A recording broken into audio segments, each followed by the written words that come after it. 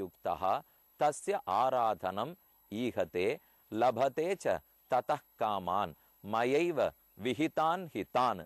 அர்ஜுனா, ச தயா ஸ்ரத்தையா யுக்தா அந்தந்த தெய்வமெங்கும் நல்லதோர் அருள் தன்னாலே காட்டினான் உய்பவர் குய்யும் வண்ணம் திருவரங்கம் என்று தொண்டரடிப்பொடி ஆழ்வார் திருமாலை என்னும் பிரபந்தத்திலே பாடி வைத்திருக்கிறார். ஆங்காங்கு தேவதைகளை பகவான் நாட்டி வைத்திருக்கிறார். எதற்கு? அவ்வாழ்வார் ஒரு எடுத்துக்காட்டு சொல்றார். நம்ம அவர விதைய பூமிக்குள்ள விதைச்சோம். விதை மெதுவா முளை விட்டு மேல வரும். அது மெதுவா கொடி ஆகும். கொடிய பந்தல்ல ஏத்தி அவரை பந்தல் பார்த்திருக்கீங்களோ இல்லையோ? ஒரு பைத்தியக்காரன் என்ன பண்ணா, கீழே பூமிக்கு கீழே விதைய விதைச்சுட்டு மறுநாள் பந்தல் போட்டுட்டு கொடி இன்னும் பந்தல்ல ஏறலையேன்னு பார்த்துருந்தான். அப்படிலாம் ஏறிவிடாது. அவரை விதைய விதைச்சா அது வெளியில வந்த உடனே சின்ன குச்சி ஒண்ணு நட்டு அந்த கொடியை சுத்தி விட்டுட்டு அதுக்கு மேல ஒரு கொம்பு நட்டு கொடியை மேல ஏத்தி விட்டு அப்புறம் பந்தல்ல ஏத்தி விட்டா தானே கொடி மேல ஏறும். அதே போலத்தான் அர்ஜுனா, இவர்கள் மூலம் என்னிடத்துல கொண்டு சேர்த்து கொள்ளுகிறேன். ஆனால் பலர் என்ன மயங்கி போடுறா தெரியுமா? அவர்களே போதும் நினைக்கிறார்கள். அவர்களை படிக்கல்லாக ஒரு ஸ்டெப்பிங் ஸ்டோன்னு சொல்றோம் இல்லையோ, அப்படி வைத்து கொண்டு என்னிடத்துல வந்து விட வேண்டுமே தவிர அங்கேயே நிற்பது கூடாது. அப்படின்னா நமக்கு உடனே தோணும், அப்ப கண்ணனை பத்தனம்னா இந்திரன் மூலமா வருணன் மூலமா தான் போகணுமான்னு தோணும். தேவையே இல்லை. அது தெரியாதவர்களுக்காக கண்ணன் இங்க சொல்லிட்டு இருக்காரே தவிர, இப்ப கீதை கேட்கிறோம், பல பேருடைய நல்வார்த்தைகளை கேட்கிறோம். இவர்களை பிடிச்சாலும் கடைசியில உள்ளுக்குள்ள இருந்து கண்ணன் தான் கொடுக்க போறார். இதுக்கு என்ன ஒரு இன்டர்மீடியரி? வேண்டவே வேண்டாமே. நேரையே கண்ணனை பற்றி கொண்டு விடுகிறேனே என்றே நாம் சென்று விடுவதுதான் நலம். அப்படி ஒருவேளை முடியாதவர்களுக்காக இந்த ஸ்லோகத்திலே தெரிவிக்கிறான். இவர்கள் போய் ஏன் மற்ற தேவதைகளை பத்துகிறார்கள் என்றால், அவர்களை பற்றியாவது என்னிடத்துல வருவர்களாங்கிறதுக்காக. நம் பெரியோர்கள் ஒரு எடுத்துக்காட்டு சொல்லி வைத்துள்ளார்கள். பிள்ளை பேகணியாமல் மண் தின்ன விட்டு பின்பு பிரத்யௌஷதம் இடுமா போலே. ஒரு குழந்தை மண்ணை சாப்பிடுவேன்னு அடம் பிடிக்கிறது. ஓங்கி முதுகலை வச்சு மண்ணை சாப்பிடாதே அப்படின்னு தாயார் கடிஞ்சி சொல்லிவிடலாம். அது பிடிவாதத்துக்காகவான்னு 2 தடவை மண்ணை சாப்பிடும்.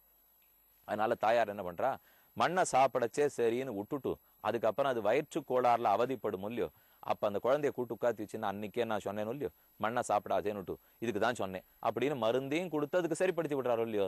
அப்ப பிள்ளை பேகணியாமல் மண் தின்ன விட்டு பின்பு பிரத்யௌஷதம் இடுமா போலே, அப்புறம் மருந்து கொடுத்து சரிப்படுத்தி விடுறா போலே. கண்ணன் முதலே சொல்றார், இந்த தேவதாந்திரத்திலத்தெல்லாம் போகாதீங்கோ, அதெல்லாம் ரொம்ப தாழ்ந்த பயன் தான் உங்களுக்கு கிட்டும், உயர்ந்த பயன் தன்னிடத்துலதான் கிட்டும்னு தான் சொல்றார். 2வது சொல்றார், அங்க நீங்க போய் கேட்டாலும் அவர்களா கொடுத்துடுறது இல்லை. இப்ப இந்திரனா கொடுத்துட முடியாது, சந்திரனா கொடுத்துட முடியாதுன்னு உடனே புரிஞ்சு விடலாம். நாம ஏதோ ஒரு யாகம் பண்றோம், இந்திரனை குறித்து செய்து இன்ன பலம் வேணும்னு கேட்கிறோம். அந்த யாகத்துக்குரிய பலன் கொடுக்கிற வரைக்கும் இந்திரன் உயிரோடு இருக்கணுமே.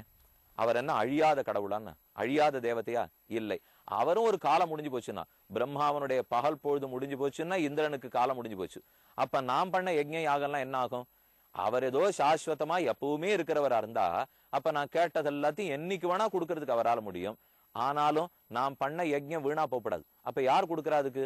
இந்திரனே இல்லாத போயிட்டா கூட இந்திரனுக்கு அந்தராத்மாவாக இருந்த பகவானத்தை ஞாபகம் வச்சுன்னு கொடுத்துருவாரோ இல்லையோ. அப்படின்னு இருக்கிறச்சே அப்ப நேர என்று மழியாத கண்ணனையே நாம் பற்றி விடலாமே என்றுதான் இந்த ஸ்லோகத்தாலே தெரிவிக்கிறான். அதோடு அல்லாமல் இது கனம் குழையட காது பெருக்குவாரை போலேன்னு சொல்லுவார்கள். நம்ம காதுல ஓட்ட பெருசா பெருசா தான் நல்ல கேரட்ல தோடு போட்டுக்க முடியும். அது பெரிய தோடு போடணும்னா அதுக்கு முதல்ல சின்னதா குத்தி அதுல துணித்திரி போட்டு மெதுவா அந்த ஓட்டையை பெருசாக்கின்னு போனா தான் பெரிய குண்டலங்கள்லாம் போட்டுக்கலாம். அதை போலத்தான் பகவான் பண்ணுவார். முதல்ல இவனுக்கு ஸ்ரத்த வரட்டும், சாஸ்திரத்துல நம்பிக்கை வரட்டும், ஏதோ ஒரு தேவதையை தோழட்டும், அப்புறம் மெதுவா படிக்கட்டை ஏத்தி தன்னிடத்துல கூட்டு வந்துள்ளாம் என்று இருக்கிறான். ஆஹ் சதயா ஸ்ரத்தையா யுக்தா தஸ்ய ஆராதனம் ஈகதே லபதேச்ச ததः காமான் மயைவ விஹிதான் ஹிதான். தான் காமான் லபதே, அந்த ஆசைகளை அவர்கள் பூர்த்தி பண்ணி கொள்ளுகிறார்கள், ஆசைகளை அவர்கள் பெற்று விடுகிறார்கள். மயைவ விஹிதான், என்னாலேதான் அந்தந்த தேவதைகள் அந்தந்த ஆசையை பூர்த்தி பண்ணக்கூடிய சக்தியை பெற்றன. நம்மாழ்வார் இதைத்தான் சாதிக்கிறார். அவரவர் விதி வழி அடைய நின்றனரே. அந்தந்த தேவதைகளை பற்றி நாம் வேண்டியத்தை பெற்றுக்கொண்டு போகும்படி தேவதைகளுக்கு உள்ளுக்குள்ளே பகவான் நிற்கிறான். அவன் இருந்தாத்தான் இந்த தேவதைகளால செயல்படுவதற்கே இயலும் என்று இந்த ஸ்லோகத்திலிருந்து நாம் புரிந்து கொள்ளுகிறோம். தேவதைகளுக்கெல்லாம் தேவதையான நரசிம்ம பெருமான் சேவை சாதிக்கிற இடம். உக்ரஸ்தம்பத்தையும் சேவிச்சுனுட்டோம், ஜுவாலா நரசிம்மரையும் சேவித்துக் கொண்டோம். இனி அடுத்த நரசிம்மரை தேடி போவோம். ஆழ்வார்